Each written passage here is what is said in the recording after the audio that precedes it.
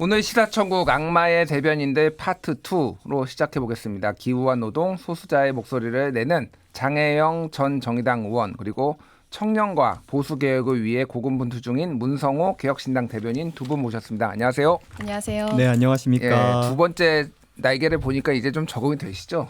점점 괜찮아지는 것 같습니다. 원래 달고 계셨던 거 아니었어요? 그렇군요. 감사합니다. 예.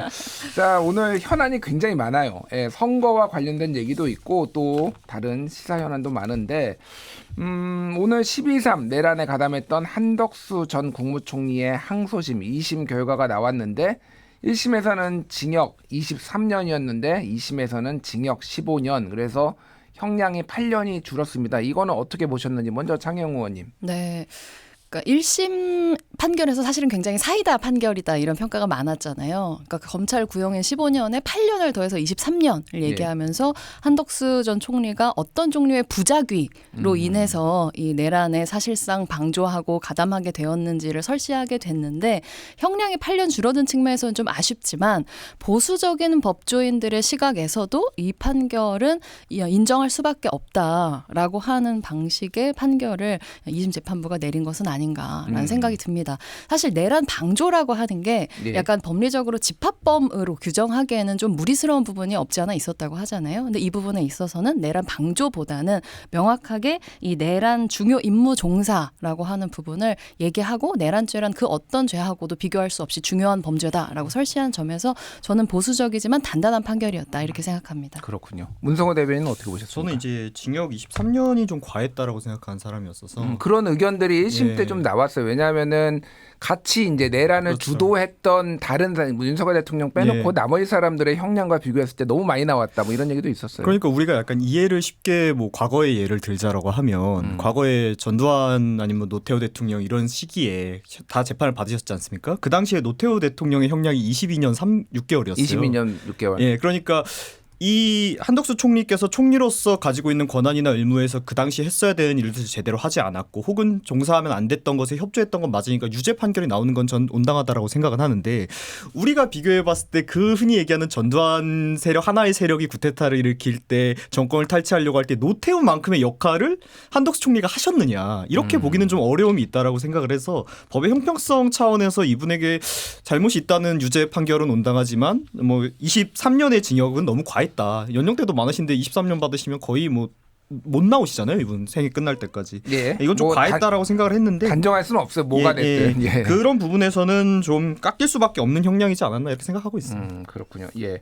그래서 이제 위로부터의 내란이 더 위험하다라는 게 당시 1심 이진관 판사의 입장이었고, 그래서 이런 그 노태우 전두환의 쿠데타보다 더 위험하기 때문에 그래서 상징적으로 아마 노태우보다 더 높은 형량을. 예, 형량을 준 게 아닌가 이렇게 보이는데 어쨌든 두 분 다 나올 만한 판결이 나왔다 이렇게 보시는 거고요. 자, 이제 지방선거 이야기 그리고 정치 현안도 같이 살펴보도록 하겠습니다. 먼저 이제 민주당의 조작기소 특검법 여기에 이제 공소 취소 정확하게 이제 공소 유지를 담당하는데 거기에 공소 취소 권한까지 부여되는 이런 내용이 담겨 있는 법안이 지금 발의가 된 상황이라서 이게 이제 일파만파 좀 논란이 있었고 그래서 민주당 한병도 신임 원내대표 민주당에서는 처음으로 이제 연임을 하게 된 원내대표가 시기 그리고 내용 절차까지 모두 다시 보겠다 이런 내용을 해서 당원과 국민들한테 뜻을 묻겠다 이 정도까지 나온 상황이에요. 근데 이게 이제 야당들 개혁신당이나 뭐 포함해서 야당들에서도 이거는 아직 포기한 게 아니다 이렇게 주장을 하고 있는데 일단 그 장혜영 의원님께 먼저 여쭤볼게요. 정의당에서는 이것과 관련해서 당론이라든지 입장이 있나요 혹시? 네. 그 직후에 입장이 되게 분명하게 나왔고요.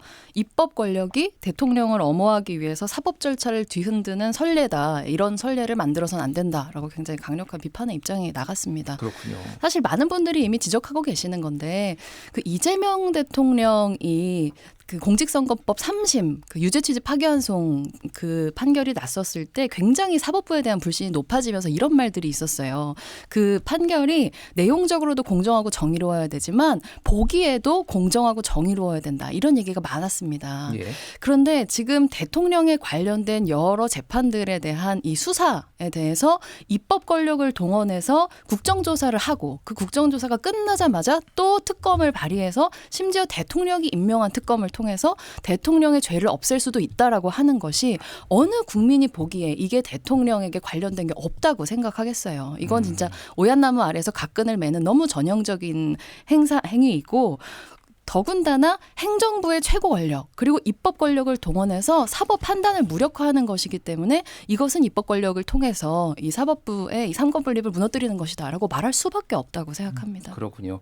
그 문성호 대변인께는 요 의견과 더불어서 지금 조홍천 개혁신당 경기도지사 후보가 경기도 야당 지자체장 선거에 나오는 후보들 연석회의를 제안을 하고 좀 이걸 반대하는 거를 좀 주도하고 있어요. 대국민 성명까지 좀 하자 이런 얘기가 나오는데 지금 뭐 이렇게 개혁신당의 입장은 뭐고 그렇게 조홍천 후보가 하게 된 배경 좀 설명해 주시죠. 저희도 이제 앞서 얘기하신 바와 같이 지금 민주당에서 행정 권력과 입법 권력을 전부 장악하고 있는 상태에서 결국 사법부의 권한까지도 손대려고 했던 이 삼법 분립 훼손에 저희는 이제 단호하게 반대를 하는 것이고요. 저희가 아무래도 주도해서 지금 여기에 대한 규탄을 하고 있는 것은 이 좀 정략적으로 얘기를 하면은 국민의힘이 야당으로서 싸우는 법에 너무 능숙하지 못해요. 이분들께서 언제나 사회 주류에 있다가 이제 좀 밀려나신 지 얼마 안 되셔서 그런지 약자의 싸움이라는 게 어떻게 하시는 건지 잘 모르는 것 같아요. 그러니까 반대한다만 하는 게 아니라 결국 거기에 싸울 수 있는 전선을 좀 누군가는 쳐줘야 되는 거거든요. 그런 역할을 뭐 국힘 내부에서도 뭐 김재섭 의원이나 이렇게 하시는 분들이 계셨지만 결국에 좀 이뤄지지 못했던 점에 있어서 저희 조홍천 의원이 나서셨고 또 거기에도 국민의힘 후보들도 함께 호응을 해주시면서 모양새가 좋게 된 게 아닌가 이렇게 생각을 합니다. 지금 민주당이 실제 국정 지지율도 여전히 잘 나오고 있고 이번 선거에서도 승리할 걸로 점쳐지고 있는 이런 상황에서 흔히 얘기하는 민주당이 힘으로 그냥 밀어붙이겠다고 하면 사실 충분히 할 수 있는 상황인 거거든요. 그러니까 결국 이런 상황에서는 우리가 결국에는 의석수도 적고 이 거대 여당을 상대로 실질적으로 뭐 투표나 이런 걸로 가면 안 되기 때문에 결국 이런 공중전으로 통해서 싸울 수밖에 없는데 그런 점에서 지금 저희의 행동이 좀 필요한 게 아닌가 이렇게 생각하고 있습니다. 그렇군요. 그 천하람 의원이나 뭐 일부 야당 의원들은 지금 민주당이 이걸 포기한 게 아니고 그리고 지방선거에서 승리를 하면은 민심이 우리를 지지했기 때문에 이거를 다시 추진할 거다 이런 얘기를 하고 있고 민주당에서는 아니다. 어쨌든 당원과 국민들의 뜻을 다시 묻겠다 이렇게 얘기를 하고 있는데 뭐 어떻게 보세요? 장영 의원님은 민주당이 지방선거 이후에 그런 거의 비슷한 내용으로 다시 재추진할 거라고 보십니까? 아니면 좀 다시 검토할 거라고 보세요? 다시 검토할 거라고 보는 게 합리적인 추론에 가깝다고 생각을 하죠. 왜냐하면 지선을 앞두고 이런 무리한 법안을 추진할 정도로 민주당의 오만이 지금 하늘을 찌르고 있는 상황이고 이런 오만을 가능하게 만드는 것은 스스로 이번 선거를 내란 심판 선거로 만들고 있는 국민의힘의 패착에 기인하는 것이잖아요. 근데 그런 국민의힘의 패착이라는 특수를 누리면서도 이 법안에 대한 역풍이 어마어마하다는 것을 체감했기 때문에 선거를 앞두고 잠시 숨고르기를 하는 거다라고 보는 것이 합리적이라고 보고 선거가 끝나고 나면 다시 추진할 것이다라고 하는 것은 제가 보기에는 뭐 불보듯 뻔한 일이 아닌가 싶습니다. 문성호 대변인은 어떻게 보세요? 저도 거기에 동의하고요. 이것 때문에 오히려 민주당의 선거가 굉장히 불리해졌죠. 얘기하신 바대로 여전히 뭐 아직은 그 내란 프레임이나 계엄에 대한 심판론 이런 게 뭐 조금 흐려지긴 했습니다만 남아 있는 상황이었는데 이거 한 번으로 지금 선거가 이재명 대통령 셀프 사면에 대한 찬반 선거로 바뀔 수도 있는 거잖아요. 그러니까 이렇게 된다면은 민주당 입장에서 굉장히 안 좋기 때문에 지금 잠깐 숨고르기를 하는 건데 우리가 정치인들이 선거를 앞두고 국민들에게 뭔가 안 좋은 모습 보이지 않으려고 잠깐 숨고르기 하다가 끝나고 나서 손바닥 뒤집듯 바꾸는 모습 솔직히 본 적 많이 있지 않습니까? 그런 걸 생각했을 때는 저는 민주당이 포기하지 않을 거라고는 생각은 하는데 여기에는 전 민주당 내부의 사정을 조금 봐야 된다고 생각을 합니다. 내부의 사정. 민주당에서 어떤 얘기가 나오냐면 지금 이렇게 이재명 대통령의 공소취소를 밀어붙이면 선거에 불리하리라는 건 누구나 다 아는 사실이잖아요. 그런데 도대체 왜 선거가 끝난 다음이 아니라 이 타이밍에 밀어붙였느냐 여기에 대한 질문이 외부에선 있었거든요. 그래서 제가 민주당 내부 얘기를 좀 들어보니까 이재명 대통령이 본인께서 아직 당에 대한 신뢰가 좀 없는 게 아닌가 이런 얘기가 나오더라고요. 그래서 예. 선거가 끝나고 본인이 이제 민주당 전당대회 국면으로 들어가면 지금이야 본인이 대통령으로서 그립을 질 수 있는 부분이 있지만 그렇게 되면 더 이상 내가 당을 통제하지 못할 수 있다. 그럼 당이 나의 공소 취소에 협조하지 않을 수도 있다. 이런 불안감이 있는 게 아닌가라는 평가가 나오더라고요.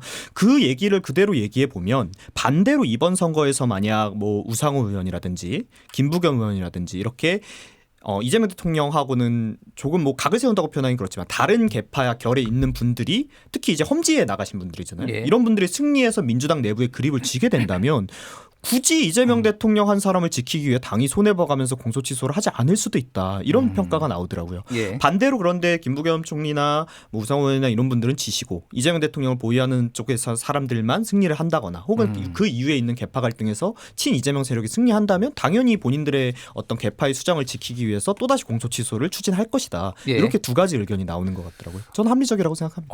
그러면은 영남이나 이제 뭐 민주당 입장에서는 좀 쉽지 않은 선거를 질 수도 있다. 지는 거를 네. 바란다. 뭐 이렇게 해석을 해야 되는 건가요? 그러면 이거 정확하게는 어떻게- 얘기하면 예, 예. 이재명 대통령이 민주당의 패배를 바라진 않겠죠. 예. 하지만 이 민주당의 선거 승리보다 본인의 공소 취소가 더 중요하다. 이렇게 평가하는 게 맞다고 봅니다. 그렇군요. 장혜웅 의원님은 어떻게 보세요? 그 지금 이제 왜 이 시점에 이거를 했느냐 이 의견에 대해서는 뭐 여러 가지 의견들이 있더라고요. 어떻게 보십니까?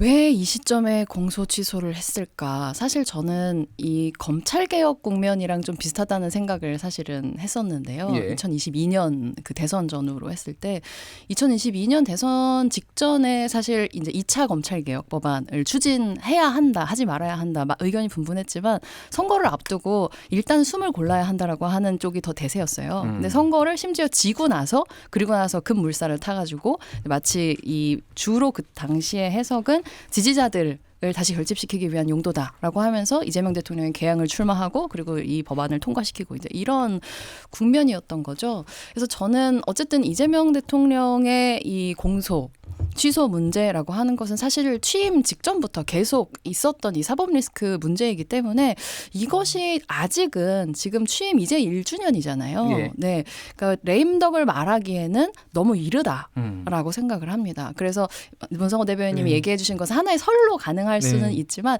이제 그렇게 하기에는 말씀해 주신 것처럼 민주당에서 어떤 부분의 선거는 이제 내려놓고 가도 좋다라고 대통령이 생각할 수 있을까? 그건 잘 모르겠어요. 알겠습니다. 뭐 여러 가지 썰들이 있어서 뭐 일각에서는 장도혁 대표가 참패해서 물러나면 안 되니까 파트너로 좀 가장 만만한데 적당히 길을 살려주면서 가려는 거 아니냐 뭐 이런 얘기까지 나와요. 뭐 제가 없는 얘기를 하는 거 아니고 예. 그래서 세상에. 참 이게 좀 미스테리하다 뭐 이런 얘기들이 나오고 있습니다. 그 좀 뭐 약간 시간이 지난 건데 이제 오빠 하정우 그 정청래 대표가 정우 오빠 해봐 이거 이제 역풍이 굉장히 거세고 사과도 하고 막 그랬어요.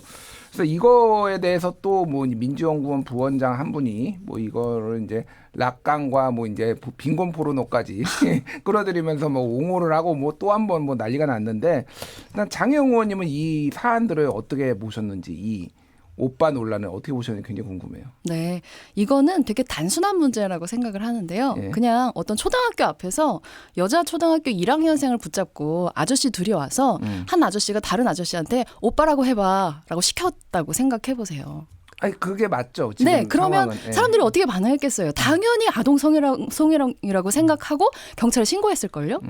그게 당연한 반응이죠. 그런데 그게 왜 정청래 여당 대표고 하정우 후보이기 때문에 다른 반응을 기대받아야 하는 것인가? 예. 이게 이 사태를 바라봐야 하는 정확한 관점이라고 생각을 해요. 정말 징그러운 일이라고 생각을 하고요. 예. 근데 사람이 얼마나 진영 논리에 좌우되고 있으면 이렇게 명백하게 아동에 대한 성차별, 성희롱적인 발언을 두고 무슨 페미니즘의 락강에 무슨 빈곤 포르노까지 끌고 와가지고 예. 이것에 대한 비판이 이상한 것인 것처럼 이제 말을 지어내는가. 이게 대한민국 여당의 평균적인 성인지 감수성이라면 정말 문제다라고 생각합니다. 그러니까 민주당의 그 민주연구원 부원장 그분이 얘기한 주장은 이게 뭐 문제가 있을 수도 있는데 이게 왜 아동 성희롱이냐라는 주장을 하면서 뭐 이렇게 여러 가지 논지가 이제 전개가 된 건데 어떻게 보세요, 문성호 대표님? 그러니까 저는 처음에 이걸 봤을 때 당연히 문제가 있는 행동이라고 생각하고요. 얘기해 주신 바가 맞다라고 생각은 하는데 다만 이제 성희롱이라는 개념은 뭐 조금 더 다른 측면이 있는 거니까 너무 과하지 않나 이렇게 생각을 했는데 이게 논란이 되면서 정청래 대표님 과거 영상이 하나 나오셨어요. 청래 오빠의 바 거기 가서 네. 근데 거기서는 이게 좀 하시는 그분이 아마 20대 정도 되는 공무원분이셨던 것 같은데 하기 좀 싫어하시는 말씀도 하시거든요. 근데도 이렇게 하시는 걸 보면은 이게 결국에 성희롱이냐 아니냐는 그 의도나 이런 거에서 나오는 거잖아요. 예. 그러니까 우리가 뭐 정청래 대표가 설마 뭐 그런 의도로 했겠어 이런 식으로 아마 실드를 치시는 것 같은데 과거의 행적을 보면 과연 이분이 어떤 의도로 저런 얘기를 하셨을까? 뭐 거기에 대한 물음표는 지어질 수밖에 없죠. 그리고 저는 추가로 이제 하정우 수석께서 너무 이 선출직에 나오실 준비가 너무너무 안 되셨다고 생각을 해요. 예. 그러니까 정청래 대표께서는 원래도 좀 이렇게 말씀을 막 하는 걸로 되게 유명하셨잖아요. 논란이 되는 말씀 많이 하시고 과한 말씀 많이 하시고 심한 말씀 많이 하시고. 예. 그러니까 이번에 청래가 청래했다라고 볼 수 있는 건데 예를 들어서 옆에서 그러면은 하정우 수석이 아유 제가 나이가 50인데 무슨 오빠입니까 삼촌이죠 삼촌 이렇게 받아야 된다고 저는 생각을 해요. 옆에서 정청래 대표 해버린 걸 뭐 막을 수는 없는 거니까. 예. 그런데 그러기는커녕 거기에다 동조를 해가지고 해버린단 말이에요. 그러니까 저번에 악수뒤 손털기 논란이나 이런 걸 봤을 때 본인이 하는 행동이나 태도가 유권자들에게 어떻게 비칠지에 대한 고민을 한 번도 안 해보신 것 같아요. 그러니까 앞으로 이런 사고가 저는 좀 반복될 수가 있을 것 같다 이렇게 생각합니다. 한 가지만 예, 좀 바로잡아드리면 그 성희롱을 판단하는 기준은 그렇죠. 의도는 네. 아니고 그 상대가 느꼈을 피해자의 때라고 성적 예, 불쾌감이나 얘기를 하는데 혹은 그런 성적인 언동이 포함되느냐 그게 아니냐의 이제 문제입니다. 박원순 시장님께서 가지고 오신 피해자 중심주의 얘기인데 우리나라는 지금 거기에 아니요, 그게 맞춰서 아니라 하고 있거든요. 그러면 성희롱 판단을 예. 의도를 중심으로 해야 된다고 생각하시는 건 아니죠? 아니 어떤 얘기 하시는 건지 지금 잘 아까 모르겠어요. 아니 저는 지금 동의를 한 건데. 네네. 그러니까 예, 성희롱 예, 예. 판단이 그러니까 의도의 문제라고 아까 말씀을 하셔가지고 이제 예. 그거는 예, 예. 법적으로 그렇지 않다는 말씀 드린 겁니다. 알겠습니다. 아니 예. 근데 이게 법적으로 가면 사실 성희롱은 형법에 있는 거는 아니라서 얘기가 조금 복잡해지는데 그렇게 하면 제가 이분한테 실드 치는 것 같이 들릴 것 알겠습니다. 같아서 예, 예. 더 말을 뭐 얹지는 않겠습니다. 그게 오늘 쟁점은 아닌데 예, 예. 역시 네네네. 젠더 문제와 관련해서는 두 정당이 파직. 예, 굉장히 이견이 있다라는 걸 다시 확인할 수 있었고요. 그 방금 나온 여론조사, 부산 북감 여론조사가 굉장히 좀 재밌어서 소개를 시켜드릴게요. 그 JTBC 의뢰로 메타보이스가 4일에서 5일 부산 북갑 지역 성인 남녀 501명에게 무선 전화 면접 조사를 했는데 민주당 하정우 37, 국민의힘 박민식 26, 무소속 한동훈 25 이렇게 나왔어요. 오, 이거 완전 박빙인데요. 어떻게 이거 판세는 어떻게 보세요? 이게 하정우 후보가 여러 실책이 있었음에도 불구하고 계속 1등을 달리고 있고, 그리고 26, 25면은 거의 이제 한 50%를 지금 절반을 보수 절반을 반분했다 뭐 이렇게 봐야 될 것 같은데 장혜영 의원님 어떻게 보세요 이거? 뭐 여론조사가 근데 워낙 여론조사에 따라서 약간 엎치락뒤치락 하고 있는 것 같은데 어쨌든 박민식 후보와 한동훈 후보가 박빙전을 펼치고 있다는 거는 맞는 것 같아요. 그래서 한 수가 되게 중요하다고 생각하는데 이제 오늘 장동혁 대표는 박민식 후보 개소식을 갖고 예. 그런데 한동훈 후보는 이 보수 저격수라고 하지만 고문 기술자로 훨씬 더 악명이 높으신 정영근 전 한나라당 의원님을 후원회장으로 위촉하셨잖아요. 예. 저는 여기서는 한동훈 후보의 패착이 더 크다라고 보는 쪽이기는 합니다. 그렇군요. 왜냐하면 한동훈 후보가 원하는 프레임은 보수 재건이잖아요. 예. 재건이라고 하는 것은 뒤로 가는 게 아니라 앞으로 가는 것인데 정영근 의원은 사실 60때의 고문 기술자 안기부에서 고문과 그런 대공 수사를 담당했었던 인물이잖아요. 예. 그래서 이 사람에 대한 이 고문 혐의가 10개가 넘고 그래서 검찰에서도 이분을 수사하고 체포하기 위해서 굉장히 여러 차례 노력했지만 당시 한나라당 맞아요. 당사에서 의원들이 막아서서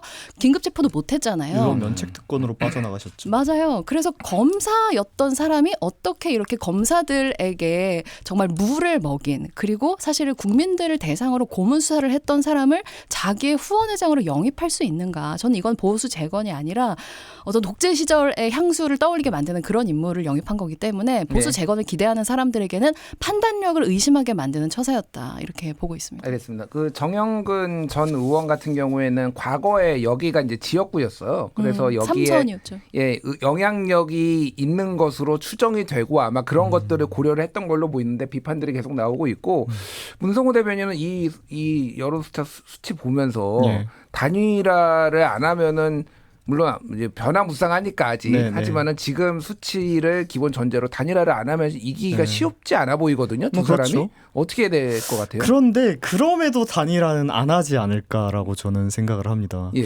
왜냐면은 일단 이 두 분께서 뭐 좀 감정적으로 상하실 게 너무 또 많고 또 반대로 본인들이 예를 들어서 단일화라는 건 결국 한쪽이 포기를 해줘야 되는 거잖아요. 예. 그럼 보통 단일화라는 건 좋아 포기를 해주는 대신에 우리가 뭔가 정치적으로 뭘 할 때 당신에게 이렇게 뭐 도와줄게 이런 서로 간의 협상이 이루어지는 건데 이 둘 사이에 신뢰관계가 있느냐라는 얘기를 하고 싶어요.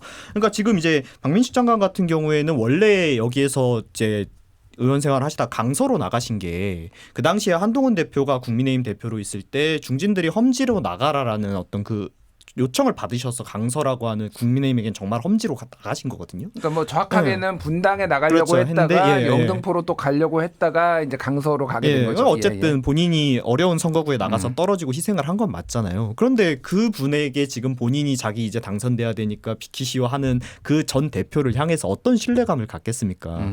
그렇다고 반대로 한동훈 대표 같은 경우에는 지금 드랍하게 되면 이제 정치적으로 더 이상 뭐 수가 없는 막다른 골목까지 몰린 상황인데 예. 본인이 드랍을 할 수가 없죠. 그래서 저는 끝까지 단일화는 이루어지지 않고 좀 끝까지 가지 않을까 싶고 여기에서 어느 분이 이길 것 같으냐라고 하면 당연히 지금이야 제일 높게 나온 하정우 소속이 뭐 승리한다고 보는 게 확률이 높겠지만 예. 지금 하정우 수석이 37% 정도잖아요. 근데 우리가 어쨌든 뭐 부산 같은 경우는 또 도시 지역이니까 국민의힘이나 민주당 같은 거대 양당은 그래도 콘크리트 계층을 한 20몇 %, 30% 정도씩은 가지고 있는 경우가 많아요. 예. 그러니까 뭔가 이분이 많은 지지를 받고 있는 상황은 아닌 거예요. 오히려 둘이 쪼개져 있기 때문에 이 사람이 돋보여 보이는 거지. 그런데 예. 지금까지 뭔가 이분께서 신인신데 등장을 하시고 보여주었던 모습을 보셨을 때는 뭔가 더 많은 지지를 끌어오시는 능력은 아마 좀 부족하신 것 같아요.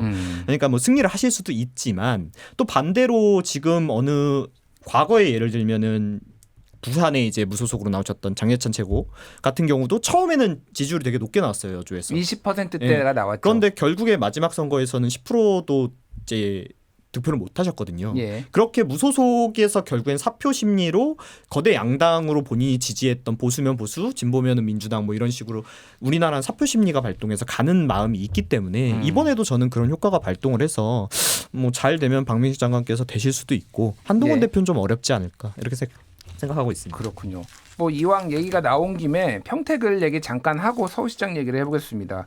그 같은 여론조사예요. JTBC가 메타보이스에 의뢰해 4.15에 평택을 거주하는 성인 남녀 502명을 대상으로 전화 면접 조사를 했는데요.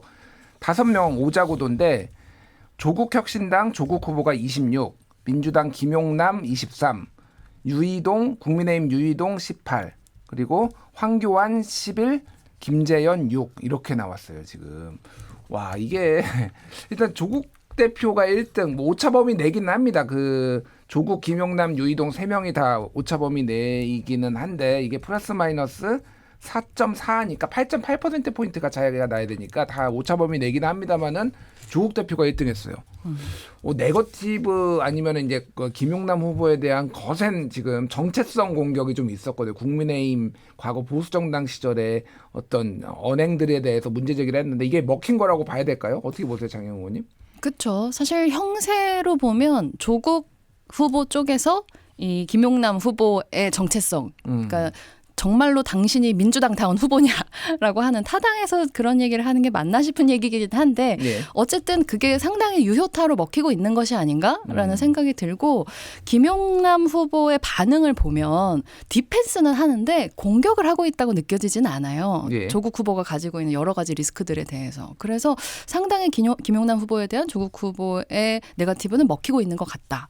그리고 그렇게 약간 양자의 승부가 좀 초점이 되면서 상대적으로 이제 김재현 후보는 좀 이렇게 존재감을 잃는 모양새가 되어가고 있는 것 같습니다. 그렇군요. 황교안 후보는 어쨌든 그래도 단단하게 10%를 또 기록하고 있는데 어떻게 보세요? 여기 개혁신당 후보는 결국 안 내는 걸로 지금 정리가 되는 거죠? 저희는 뭐 준비를 열심히 하고는 있었는데 예. 뭐 항상 3당의 후보를 낸다는 게 뭐 여러 가지 리스크와 희생이 많기 때문에 뭐 좀 결정이 쉽지 않은 상황인 것 같고 못 내는 쪽도 뭐 가능성을 열어둬야 되지 않을까 이렇게 생각을 합니다. 예. 그런데 뭐 어쩔 수가 없는 게 이 김용남 의원님께서 얘기를 하자면 이분께서는 친박이셨다가 그 다음에 친윤이셨다가 예. 저희 개혁신당도 잠깐 오셨다가 예. 지금은 또 친이재명이 되셨다 보니까 정치인으로서 이런 공격에 취약할 수밖에 없죠. 이게 보통 어떤 본인의 단순히 정당을 바꾸는 정도가 아니라 아예 흔히 얘기하는 이념적인 부분까지 바꿔버리신 거잖아요. 그럼 거기에 대해서 뭐 과거 행적들이나 이런 거에 대한 공격을 받을 수밖에 없는 약한 부분이 있다라고 생각을 합니다. 근데 저는 별개로 반대로 이번에 조국 후보께서 잘 나온 게 조국 쪽에 꼭 좋지만 한 건 아닐 수도 있다고 생각을 해요. 아 그래요? 왜냐하면 조국 후보는 후보로서 체급도 크고 어느 정도 역량이 있는 분이지만 굉장히 비토가 큰 분이에요. 이분이 되는 거를 막기 위해서는 나는 마음에 들지 않는 후보를 찍겠다 할 정도로 그러니까 우리가 누구를 싫어한다 하더라도 그 싫어하는 마음의 정도의 차이가 있는 거잖아요. 예. 근데 조국 후보는 조국 후보를 좋아하시는 분들은 또 너무너무 좋아하시지만 싫어하시는 분들은 진짜 너무너무 싫어하세요.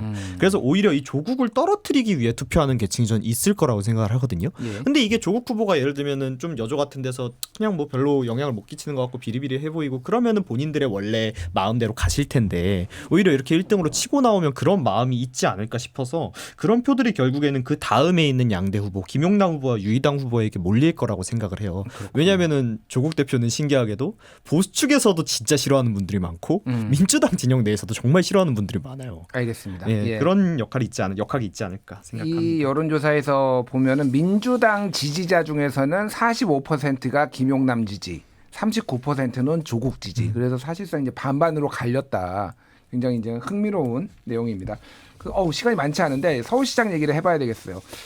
자, 서울시장 선거에 나온 오세훈 후보가 최근 정의당이 나오면 초점이 흐려진다면서 권영국 후보와의 다자 토론을 피하고 있어요.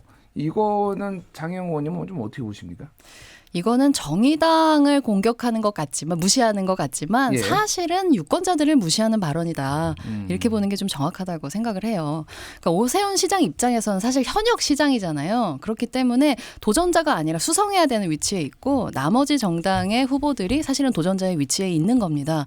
그래서 다자 토론이 되면 자기가 공격받는 입장이 되거든요. 예. 근데 민주당하고의 양당 토론이 되면 그거는 오세훈 시장이 원하는 그림이죠. 그렇기 때문에 다자 구도가 아니라 양자 구도를 만들고 싶어 하는 거지만 유권자들의 입장에서는 지금 서울시장 선거에 나와 있는 양당 후보 이외에도 정의당의 권영국 후보 있고 개혁신당에도 후보님이 계시잖아요. 네, 김정철 후보. 네, 네. 김정철 후보님까지 여러 후보들의 정견을 듣고 각 후보들이 서로 토론하는 것을 듣고 결정할 수 있는 알 권리가 있으시거든요. 근데 정의당을 무시하는 것 같지만 사실은 유권자들의 알 권리를 무시하는 매우 오만한 발언이다. 그렇게 생각합니다. 어떻게 보세요? 그러니까 뭐 좀 수정되고 없어져야 되는 악습이라고 생각하는데 이게 어쩔 수 없이 계속되는 거라고 생각을 해요. 이게 소수 정당 예. 후보 무시. 비단 뭐 여기뿐만이 아니라 뭐 단순히 정치인들로도 예를 들어서 얘기를 하면은 예를 들어서 장혜연 의원께서 이제 현역에 계실 때 제가 정의당 의원님들에게 시민단체 대표일 때 어떤 걸 가지고 토론하자라고 제언을 하면 당연히 안 하시죠. 예. 거기에 대해서 답변이 없어요. 근데 당연한 얘기가 내가 입지가 더 위에 있는데 굳이 자기가 아랫사람하고 상대할 필요 없거든요. 정략적으로 생각을 했을 때 예. 그건 오히려 상대를 키워주는 일이니까 그렇기 때문에 상대가 무시당하는 건데 그러다 보면 저희 같은 이제 작은 정당들은 항상 힘든 일이 있는 거죠. 지금 방금도 서울시장만 얘기가 나왔지만 지금 부산도 전재수 후보나 박형준 시장 둘이서만 토론하려고 하고 저희 정의한 후보 같은 경우에는 토론에 끼워주지 않으려고 하고 이런 게 있거든요. 예. 그러니까 우리가 정말 국민들 앞에 뭔가 의견을 개진하고 거기에 따른 국민들의 선택을 본인들이 받을 자신이 있으면 당당하게 토론장에 올라서 하면 좋은데 예. 그게 맞다고 생각하는데 보통 본인이 지금 마운트를 잡고 있는 사람들은 그렇게 본인이 하고 싶어 하지 않죠. 그러니까 이거는 저는 좀 더 그래서 이제 흔히 얘기하는 뭐 지지도가 몇 이상 나온다거나 이전 선거에서 얼마 득표가 됐으면 피하지 못하고 강제로 해야 되는 그런 토론회들이 있어요. 근데 네. 그게 아직은 많이 부족하기 때문에 그런 것도 더 늘리고 여기에 대해서 상대 후보가 피했을 때 강제적으로 할 수 있게 되는 조항들이 좀 더 신설된다면 국민 여러분들께서 좀 더 다양한 선택지를 보실 수 있지 않을까 이렇게 생각합니다. 그 시간이 많지 않은데 요거는 짧게 좀 의견을 두 분이 다를 것 같아서 의견 한번 여쭤볼게요. 지금 서울시장 선거에서 이강산 자유통일당 예비후보가 AI로 불법 체류자를 색출하겠다. 이게 시장 공약에 맞는지는 제가 잘 모르겠으나 이런 게 나오고 그 외국인들이 우리나라에 이제 거주 요건이 어느 정도 되면은 이제 외국인도 지방선거에는 투표에 참여할 수 있거든요. 외국인 참정권. 외국인 투표권 축소 얘기도 다시 나와요. 이거에 대해서는 어떤 의견이신지 좀 궁금합니다. 장혜영 의원님 어떻게 보세요? 극우 정치의 ABC가 이렇게 약자나 소수자나 아니면 그 사회의 비주류에 대한 차별 감정이나 혐오를 이용하는 것이기 때문에 낯설지는 않고요. 사실 이렇게까지 정성스럽게 다뤄줘야 되는 공약인가 싶기는 하지만 저는 이런 문제들에 대해서 지적하는 것에 대해서는 동의하나 원론적으로 이런 종류의 혐오 정서가 퍼지지 않도록 하기 위한 예방책으로서의 차별금지법 이런 것들이 제정된다면 과연 이런 주장에 활개칠 수 있을까? 좀 덜할 거라고 생각하거든요. 예. 그런데 특히나 여당 입장에서 이런 혐중 정서에 대해서 비판하면서 사실은 국회에서 관련된 차별금지 입법을 아무것도 하지 않는 것은 좀 앞뒤가 맞지 않는 얘기다 이렇게 생각합니다. 알겠습니다. 이제 확연하게 다를 수밖에 없는 부분이죠. 저는 이제 차근법 같은 경우 반대하는 입장이고. 차별금지법 반대. 네. 예. 실제로 이제 이거 같은 경우에는 저는 이제 그 후보님께서 이 AI로 불법 체류자를 잡겠다는 게 뭔 소린지는 잘 모르겠어요. 저도 잘 뭐 모르겠어요. 공부하려고 솔직히 모르겠어요. 봤는데 이게 예. 뭐 AI에 대한 뭐 깊은 이해가 있이 나오신 얘기는 아닌 것 같아요. 근데 이제 뭐 원론적인 얘기죠. 불법 체류자를 잡겠다라는 게 뭐 잘못된 공약이라고 볼 수는 없잖아요. 실제로 예. 우리나라 같은 경우에는 이제 해외에서 들어오실 때 지문 날인 같은 것도 과거에는 했었는데 지금 이제 하지 않고 있지 않습니까? 반대로 내국민들은 전부 다 지문 날인을 하고 있는데 그렇다면 뭔가 어떤 범죄 같은 게 발생했을 때 오히려 내국인이 저지른 범죄보다 더 수사가 훨씬 어려운 측면이 있죠. 근데 이제 뭐 외국인이라고 해서 당연히 범죄를 저지르는 건 아니니까 그렇지만 이제 보통 불법 체류를 하고 있으면 본인께서 어쩔 수 없이 놓여 있는 상황이 준법을 하고 살기가 힘든 상황에 놓이세요. 예. 그러니까 이런 부분에 대해서는 어느 정도 경계가 있어야 된다라고 생각을 하는데 AI로 그걸 뭐 어떻게 색출하시겠다는 건지 일단 모르겠고 예. 외국인 투표권 축소는 저는 좀 필요하다고 생각합니다. 다른 이유에서가 아니라 우리나라에서 보통 투표권을 행사하시는 외국인들 중에 이제 보통 중국인 분들이 많다라고 하는데 예. 이게 상호주의가 안 돼요. 그러니까 중국이라는 나라는 자체가 그런 투표가 없잖아요. 예. 그러니까 없으니까 안 되는 거지. 그러니까 이건 상호주의에 위반되지 않아라고 주장할 수도 있지만 또 반대 입장에서는 자기네 나라 국민들이 자기네 나라 정부에서도 보장받지 못하는 권리를 왜 우리나라에서 보장을 해줘야 되는가 이런 의문이 좀 나올 수 있다라고 보거든요. 알겠습니다. 그러니까 예. 상호주의에 맞지 않는 부분이라 축소가 필요할 수도 있다. 이렇게 알겠습니다. 생각합니다. 이거는 따로 별도로 놓고 한 1000분 토론 정도 해야 될 것 같은 그런 생각이 드는데 오늘 시간이 많지 않아서 여기서 정리하겠습니다. 방송 중 소개한 여론조사는 메타보이스와 리서치랩의 공동조사로 이루어졌음을 알려드리고요. 자세한 사항은 중앙선거여론조사심의위원회 홈페이지를 참조하시면 됩니다. 악마의 대변인 대 파트 2. 오늘은 문성호 개혁신당 대변인 장혜영 전 정의당 의원과 함께했습니다. 두 분 감사합니다. 감사합니다. 감사합니다.